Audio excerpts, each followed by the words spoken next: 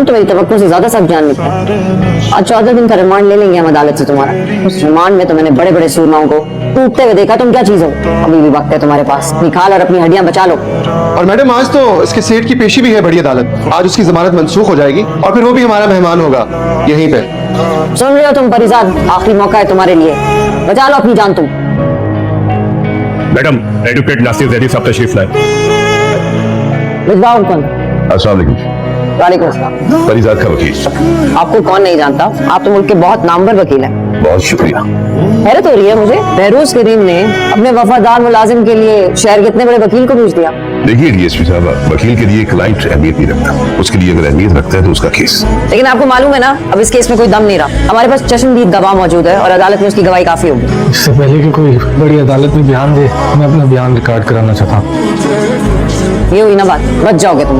बस अब इसका बयान रिकॉर्ड कर। बोलो परिजाद। मैं अपने होश हवास में बयान दे रहा हूँ कि वलीद नामी लड़के और मालकिन लैला सबा का कत्ल मैंने खुद किया। कत्ल की वजह अपनी बेइज्जती का बदला लेना था और मैं अपना बदला ले चुका। परिजाद, तुम होश में तो हो? तुम्हें मालूम है ना कि तुम क्या कह रहे हो? कत्ल की सजा फांसी होती है। एक्सक्यूज मी डीएसपी साहब, मेरे क्लाइंट ने कहा ना कि वो अपना बयान अपने पूरे होशो हवास में देता। हैरत मुझे इस बात पे हो रही है कि आपका क्लाइंट ये बयान रिकॉर्ड करवा रहा है और आपको इसमें खुशी हो रही है। मैं ये बयान बगैर किसी दबाव के दे रहा हूँ और यही बड़ी अदालत में भी दूंगा। अभी मैं केस हारा तो नहीं हूँ ऑफिसर, सिर्फ एक बयान ही तो दिया है मेरे क्लाइंट, और ये बयान मेरे दूसरे क्लाइंट सैयद बहरोज करीम के केस में मेरे लिए मददगार साबित होगा। चलता हूँ। मुबारक हो सर, आपने उस मामूली प्यादे ने तो बिसात में लटके रखे। जब मैंने जज के सामने हल्फे बयान रखा तो उसके पास कोई वजह ही नहीं थी जमानत न देने की। मामूली प्यादा नहीं है वो, मेरी बाजी का बादशाह निकला। कर्जदार बना लिया उसने मुझे अपना। मैं किसी का कर्जा रखता नहीं। मैं जानता हूँ आप ऐसे करें कि घर जाएं और जाकर आराम करें, बाकी सब कुछ मुझ पे छोड़ता हूं। मैं जानता हूँ कि इस केस के तरफ कैसे होगा। अदालत में तो आज फांसी सुनाई, नासिर उस मालिक के साथ ही गया। ऐसे लग मिले फिर भाई, पहले मालिक और अबाम फिर कैसे लूंगा अकेला। जितनी लिखी उतनी तो काटनी पड़ेगी ना पड़ेगी। वैसे भी कभी कभी जिंदा रहना मुसलमान बन जाता। मालिक ने अपना घर तुम्हारे नाम कर दिया और तुम्हारे लिए इतना कुछ छोड़ के गए कि तुम्हारी आने वाली 7 में आराम से बैठे बस उनके वफादारों का ख्याल रखना और घर के मुलाजिमीन को मत निकाल, उनका इस धंधे से कोई ताल्लुक। सब मुझे काट खाने को दौड़ेंगे समझ पाए। काश मैं भी ऐसा मत कर। अभी ये मुझे फांसी वाली कोठरी में ले जाएगा, जाने फिर मुलाकात होगी या नहीं, मेरा काम करोगे परिवार। आप हुक्म करो। मेरे गांव से मेरे भाई अकबर को भी, मेरे जाने के बाद उसका इस दुनिया में कोई नहीं रह जाए। तुम्हारा सच्चा वफादार साबित, जान मांगोगे तो जान भी दो। मुझे किसी को नहीं जाएगा।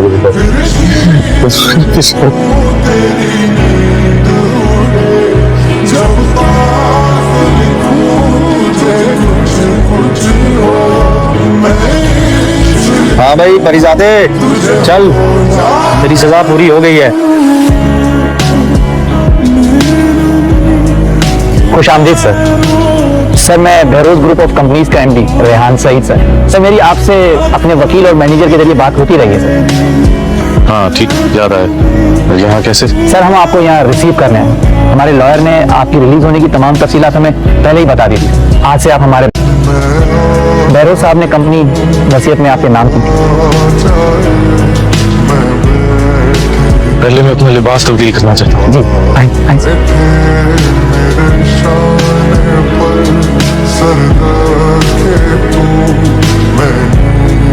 Welcome sir.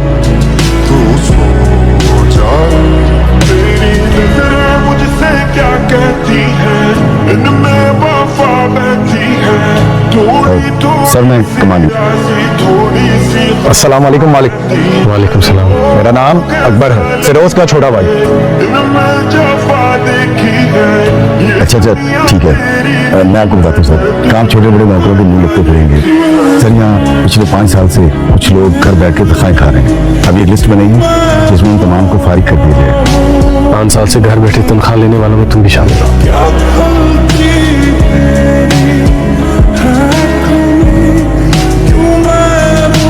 फिरोज मेरे बड़े भाइयों की तरह था। आज से तुम मेरे पर्सनल बॉडीगार्ड हो। मेरी जान तुम्हारे हवाले। फिक्र मत करो मालिक, आज के बाद मौत आपसे पहले अकबर को अपने सामने खड़ा पाएगी। सर प्लीज आहिस्ते